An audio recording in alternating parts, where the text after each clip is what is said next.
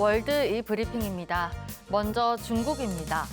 중국의 6월 소비자 물가지수 CPI가 전년 동월 대비 0.2% 올라 5달 연속 상승세를 이어갔습니다.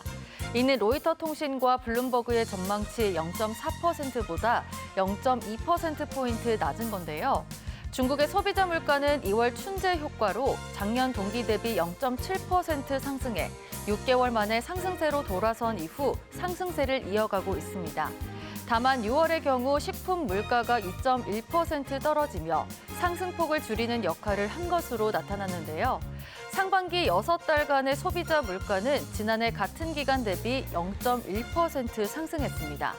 외신들은 소비자 물가가 0%에 가까운 상승률을 보인 데 주목하면서 디플레이션 우려가 완전히 불식되지 않았다고 전했습니다. 미국입니다. 제롬 파월 미국 연방준비제도 의장이 고금리가 장기화되면 경제와 고용이 위태로워질 수 있다는 발언을 해 금리 인하 시점이 다가왔다는 신호로 읽히고 있습니다. 지난 2일까지만 해도 제롬 파월 의장은 물가 안정을 강조했었는데요.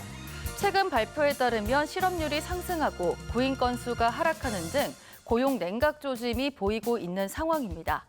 노동시장이 둔화되는 시그널이 잇따라 확인되면서 연준의 통화 정책 초점이 물가에서 고용으로 이동하고 있는 것으로 관측됩니다. 투자자들은 연준이 9월을 시작으로 연내 2차례 금리 인하를 단행할 것으로 전망했습니다. 아르헨티나입니다. 하비에르 밀레이 아르헨티나 대통령이 주지사들과 경제 개혁을 위한 협정을 체결했습니다.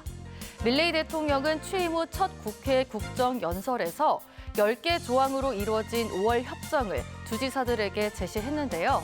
이는 과거 스페인에 대항했던 아르헨티나의 5월 혁명에서 따온 것으로 공공지출 삭감과 세제개혁, 노동개혁 등 10개 원칙을 담고 있습니다. 밀레이가 이끄는 정당은 의회 과반에 미달되는 데다 지방정부 권한이 막강한 아르헨티나에서 주지사도 없기 때문에 이번 협정이 꼭 필요했는데요. 이번 협정으로 밀레이 대통령은 경제개혁에 대한 지지를 확보했다는 평가가 나오고 있습니다. 끝으로 미국입니다.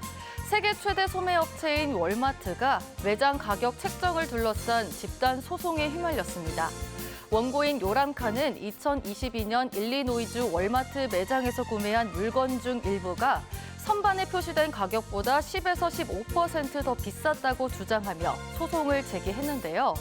칸은 월마트가 작은 가격 차이를 통해 매년 수억 달러에 달하는 소비자들의 돈을 고의로 착취했다고 주장했습니다.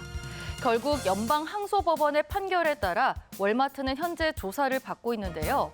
이뿐만 아니라 지난 6월에도 뉴저지주 64개 월마트 매장에서 불법 가격 책정으로 164만 달러의 벌금이 부과된 것으로 드러났습니다. 지금까지 월드 이 브리핑이었습니다.